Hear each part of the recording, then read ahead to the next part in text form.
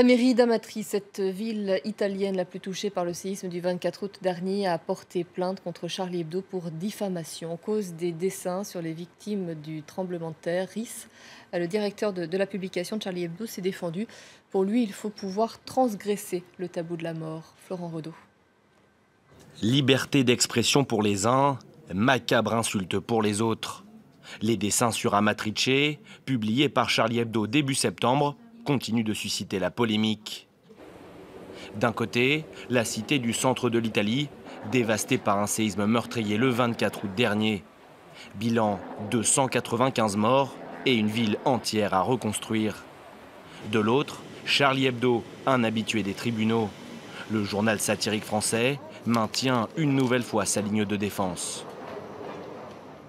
Pour nous, c'est un dessin d'humour noir, comme on en a fait avant. Ça n'a rien d'extraordinaire. La mort, c'est toujours tabou. Il faut aussi parfois la transgresser. On a l'impression que l'époque est de moins en moins tolérante avec l'humour et la satire. La publication de ces dessins avait créé un vive émoi en Italie. La mairie d'Amatrice a finalement décidé de porter plainte ce lundi contre Charlie Hebdo pour diffamation.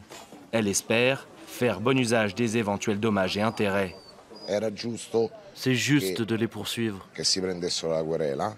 À Amatrice, toute l'Italie ont été offensée.